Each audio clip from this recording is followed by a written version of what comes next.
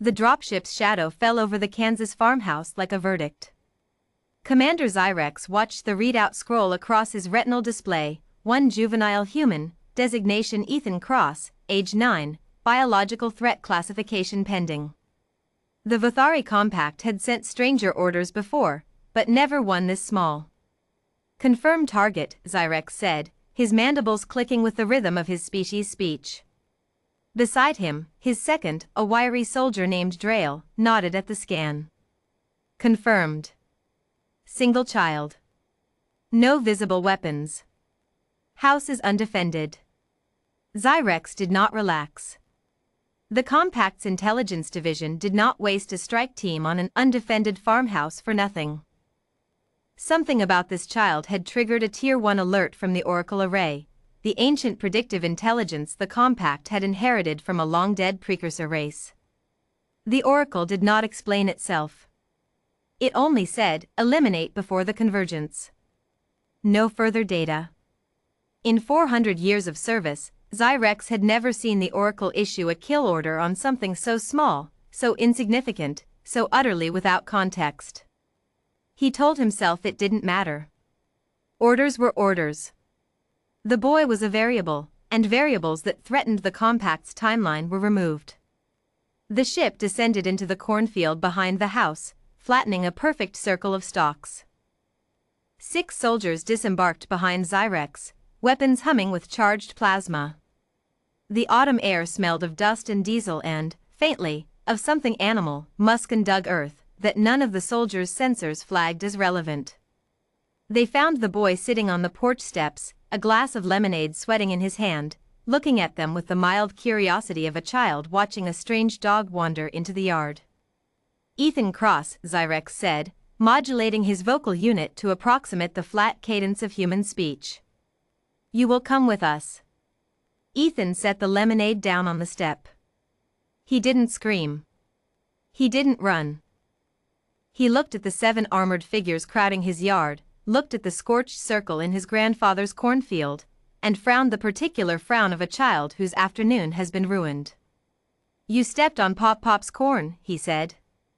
Zyrex's targeting array flickered, momentarily uncertain how to classify the statement. Compliance is required. Resistance will result in immediate termination. I don't even know what that means, Ethan said honestly. Then he raised one hand and held up a single finger, not in defiance, not in any gesture the Compact's vast cultural databases recognized as a threat. He simply pointed it toward the toolshed at the edge of the yard, the way a child points at something he wants someone else to notice. Hank, he said. Sick M. For half a second, nothing happened. Zyrex's sensors detected no new life form, no weapon discharge, no change in threat level. He almost gave the order to advance. Then the toolshed door, which had been resting unlatched, banged open, and out of the darkness came 22 pounds of loose-skinned, flat-faced, utterly furious mustelid, moving in the low, rolling charge that has, across the long bloody history of Earth's animal kingdom, made grown lions reconsider their life choices. Honey badgers do not know they are small. This is, biologists agree, the central fact of their existence. Hank the honey badger, rescued as a kit from a roadside menagerie 3 years prior and adopted by one Walter Pop Cross under circumstances nobody in the family fully understood, had never been told he was outmatched by 7 armored alien soldiers with plasma rifles, and would not have cared if he had. He hit the nearest soldier's leg at full speed and clamped down.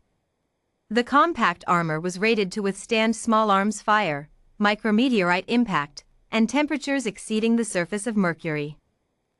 It was not rated for an animal whose evolutionary specialty was chewing through the armored carapace of scorpions and the skulls of king cobras while absorbing venom that would drop an ox. Hank's jaws found the gap at the knee joint, the one weak point every suit of armor in the galaxy seems to share, and the soldier went down screaming in a language that did not have a word for honey badger but was rapidly inventing several. Threat reassessment, Drail barked, swinging his rifle toward the snarling blur of black and white fur. Small creature, indigenous, unanticipated. He never finished the sentence. Hank released the first soldier's leg, took 2 bounding steps, and launched himself at Drail's exposed forearm with the unbothered confidence of a creature that has, on multiple documented occasions, eaten porcupine's hull and then taken a nap. Zyrex watched his strike team, soldiers who had pacified 3 star systems, who had stared down the void leviathans of the Korath belt without flinching, break formation in genuine panic as one furious, low-slung earth mammal turned a precision military operation into a yard full of screaming. "It will not stop," one soldier shrieked, trying to shake the badger off his boot. "It does not register the pain inhibitor field. It does not register anything." This was, Zyrex's tactical computer informed him a half-second too late, scientifically accurate. The honey badger's nervous system had evolved a startling resistance to neurotoxins, and incidentally, to most things a battlefield pain suppression field was designed to discourage. Hank was not ignoring the pain. He simply did not consider it relevant information. "Fall back," Zyrex ordered, drawing his own sidearm. He would end this himself. He raised the weapon, sighted on the badger now methodically working its way up a fallen soldier's torso. And a shadow crossed the yard. A second farmhouse door, the screen door this time, banged open, and out came Walter Cross, 71 years old, in overalls and a faded John Deere cap, carrying not a weapon but a galvanized steel bucket, the same one he used to slop the hogs. He did not look surprised to see an alien strike team in his yard. He looked, if anything, mildly inconvenienced, the way a man looks when the mail carrier parks in his driveway. "Ethan Cross," the old man bellowed, in a voice that had spent 50 years calling cattle across half a mile of open prairie and needed no amplification whatsoever. "What did I say about letting Hank out when company's over?" "They started it," Ethan said, still sitting on the steps. "They were gonna terminate me." Walter Cross looked at the scene properly for the first time, the scorched cornfield, the screaming soldiers, the honey badger now gnawing thoughtfully on a piece of body armor like it owed him money, and the 7-foot insectoid commander standing in the middle of it all with a sidearm raised at his grandson's pet. Something in the old man's face went very still and very flat, the particular calm of a man who has buried 2 wives, a son, and one truly enormous amount of patience, and has none left over for strangers threatening his family. "Son," he said to Zyrex, "I don't know what you are, and I don't much care. But you pull that trigger anywhere near that boy or that badger, you're gonna find out what 40 years of hog farming does to a man's grip strength." Zyrex's tactical computer ran the threat assessment in microseconds. 1 elderly unarmed human, 1 juvenile human, 1 indigenous predator already disabling 40% of his strike team. By every metric in the compact's vast war-making intelligence, this should not have been a contest.